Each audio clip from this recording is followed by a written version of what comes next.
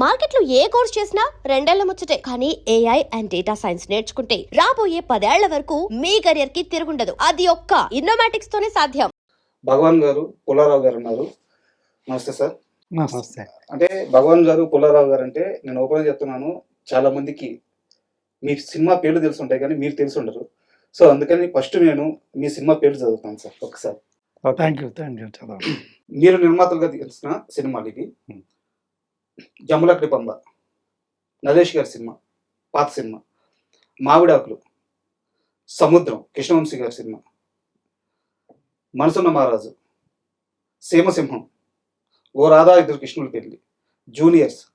ఈ juniors cinema వీళ్ళే నిర్మాతలు. అందులో పుల్లారావు గారే ఆ సినిమాని డైరెక్ట్ చేశారు.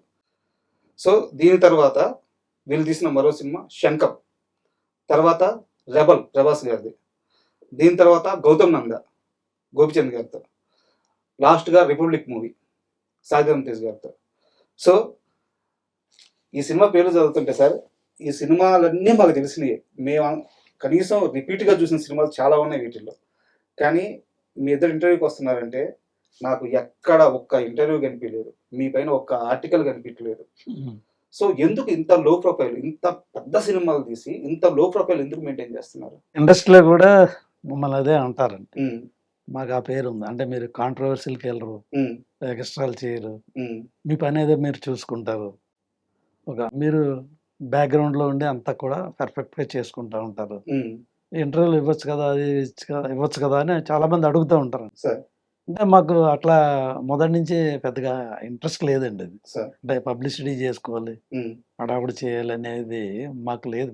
మొదటగా ఆ మెంటాలిటీ లేదు, మాకు ఆ మెంటాలిటీ కాదు. అందుకనే ఎక్కడ కూడా మీకు ఇంట్రెస్ట్ లో కానీ ఎక్కడ లేదండి. చెప్పాలంటే ఫస్ట్ టైం మన చౌదరి గారు మాకు బాగా పరిచయం అవడంతో మీరు ఇంటర్వ్యూ ఇవ్వాలని ఆయన ఫాలో చేయటం వల్ల మేము ఈరోజు ఇంటర్వ్యూకి వచ్చాం నిజం చెప్పాలంటే.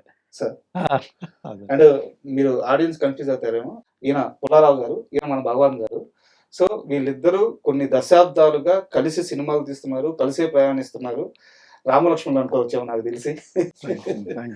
సార్ నేను ముందుగా జమ్లగడ్డ బొమ్మ విషయానికి వస్తాను. ఆ సినిమాని మీరు నిర్మాతలుగా తీశారు, మీతో పాటు ఇప్పుడు స్టార్ ప్రొడ్యూసర్ డివివి దానయ్య గారు కూడా అసోసియేట్ అయి ఉన్నారు. మీ ముగ్గురు కలిసి ట్రావెల్ అయ్యారు అంటే. అవునండి. అసలు ఆ రోజుల్లో జమ్మలక్కడి పంబ అనే ఐడియా, దాన్ని ఊహించడం కూడా అసాధ్యం. దాన్ని సినిమాగా పెడతాను, సినిమాగా తీస్తాను ఈ కథని అని ఈవీవి గారు మీతో చెప్పినప్పుడు మీరు నిజంగా భయపడలేదా ఆ సినిమా ఆ పాయింట్ ఓకే చేయడానికి? ఏమీ భయపడలేదండి.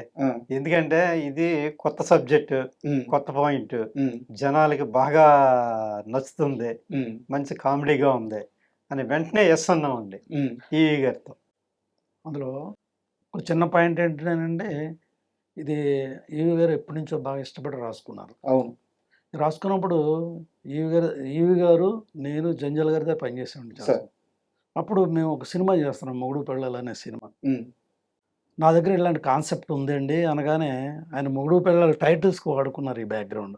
అంటే మగవాళ్ళు ఆడవాళ్ళ కింద, ఆడవాళ్ళు మగవాళ్ళ కింద బిహేవ్ చేయడం అనేది టైటిల్స్లో ఆయన వాడుకున్నారండి. అప్పుడే మంచి రెస్పాన్స్ వచ్చింది.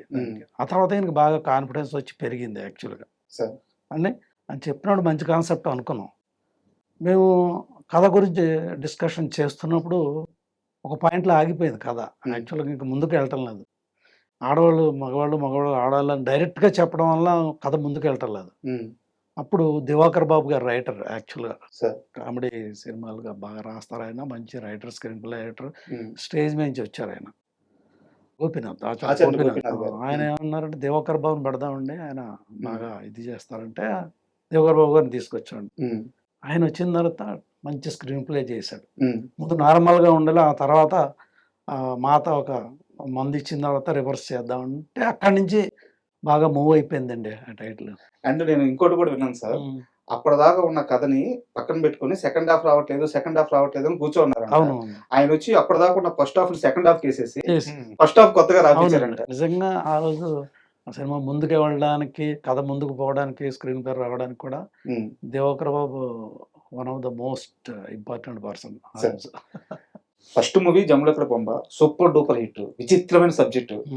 ఇండస్ట్రీలో మిగతా మేకర్స్ కానీ మిగతా నిర్మాతలు కానీ ఒక్కసారిగా మీ సైడ్ అలా తిరిగి చూసిన క్షణం కదా, ఆ సినిమా అంత పెద్ద సక్సెస్ తర్వాత ఏమనిపించింది? యాక్చువల్గా అండి అలాంటి కథ అంత ముందు రాలేదు, ఆ తర్వాత రాలేదు, లేదు. ఎవరో డేర్ చేయలేదు. ఫస్ట్ కాపీ వచ్చేసిన తర్వాత కూడా ఇదే చాలామంది చూసిన వాళ్ళు, రివ్యూ చూసిన వాళ్ళు, ఇదేం సినిమా రా, ఇదెవడు చూస్తాడురా దీన్ని, ఆడాళ్ళు మగాళ్ళు అంటే మగాళ్ళు ఆడాలి ఏంటిది, ఉమ్, ఇలాంటి సినిమా తీశారు మీరు అని చాలామంది భయపెట్టారండి ఉమ్, రిలీజ్ కూడా. ఆ ఫస్ట్ కాపీ వచ్చినప్పుడు చిన్నగా అంటే చిన్న డిసప్పాయింట్ అయ్యాం కానివ్వండి, మేమంతా అదేరా పడలేదు, ఇది సార్. కొత్త కాన్సెప్ట్, ఉమ్, ఉమ్, డెఫినెట్గా ఇది హిట్ అవుతుంది అని మొదటి నుంచి డైరెక్టర్ కానీ మేము కానీ అందరం కాన్ఫిడెన్స్గానే ఉన్నాం. సార్. అప్పుడు అది చాలామంది రకరకాలుగా చెప్పి సెన్సార్ కూడా ఉమ్, అబ్జెక్షన్ చేశారు అది. ఉమ్, మళ్ళీ మేము ఆర్సీకి వెళ్ళాం రివైజ్ కమిటీకి. సార్.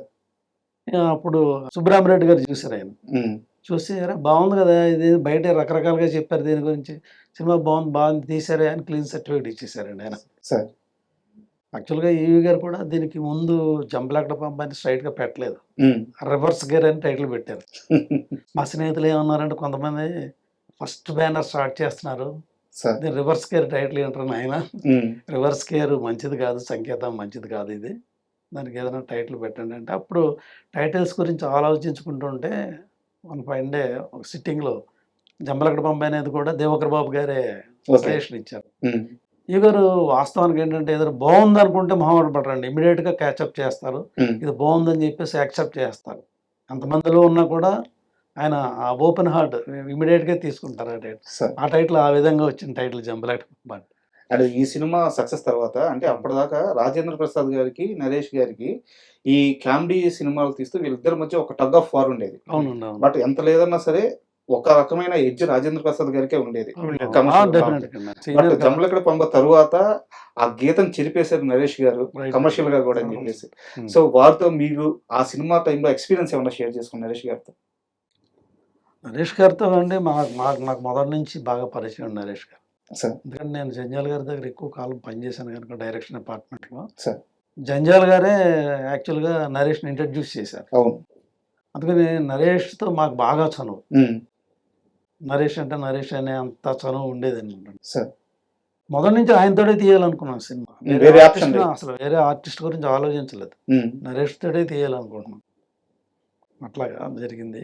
అయితే ఈవి గారు కూడా బాగుందా, మీరు ఫస్ట్ టైం ప్రొడ్యూసర్గా చేస్తున్నారు, నేను కూడా వన్ ఆఫ్ ద పార్ట్నర్గా జాయిన్ అవుతాను, ఉమ్, మనం అందరం కలిసే చేద్దాం, సార్. లాభ నష్టాలు కలిసే పంచుకుందాం అని చెప్పేసి ఆయన కూడా పార్ట్నర్గా జాయిన్ అయ్యి, ఉమ్, వారు భార్య పేరే సరస్వతి కుమార్ ఓకే. గారు. మూడో పేరు అది. మూడో పేరు లాస్ట్ సరస్వతి కుమార్ గారు అంటే ఈ సత్యనారాయణ గారి భార్య. సార్. అట్లా ఓకే. అట్లాగా ఆ సినిమా ప్రారంభం అయిందండి.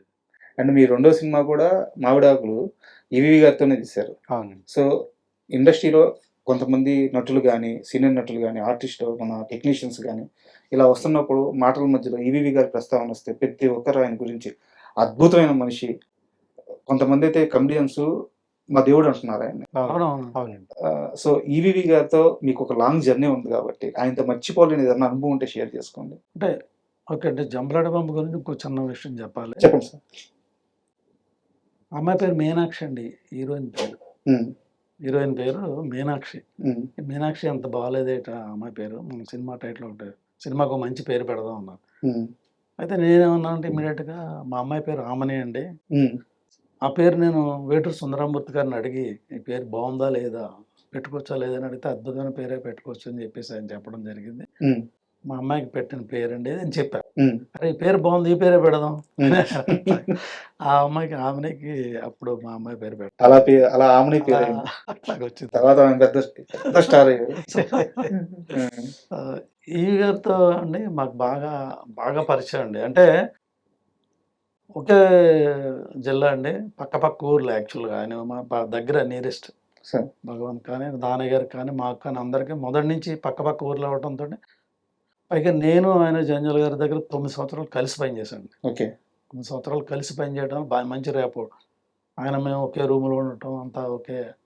చాలా హార్డ్ వర్క్ చేశాడండి మొదటి నుంచి. ఉమ్, ఇవాళ చెప్పాలంటే ఆయన చాలా కష్టపడి వచ్చారు. ఆయన చాలా సార్. ఇండస్ట్రీకి వచ్చేటడికి ఆయన మ్యారేజ్ అయిపోయి పిల్లల్ని తీసుకుని వచ్చాడు అప్పటికే. ఉమ్, మేమందరం బ్యాచిలర్స్కి వచ్చాం.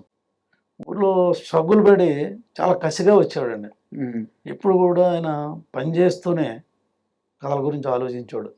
కథ అలాగా ఒక నోట్బుక్ పెట్టుకుని ఎప్పుడు సార్. కథలు రాసుకోవటం, ఏదైనా మంచి పాయింట్ దొరికితే దాన్ని ఇంప్రూవ్ చేసుకోవటం, ఎప్పుడు కసితో ఉండేవాడు ఆయన. ఎప్పుడు సినిమా చేద్దాం అనే తాపత్రయంలో ఉంటూ ఉండేవాడు. సెట్లో కూడా చాలా హార్డ్ వర్క్ చేశాడండి.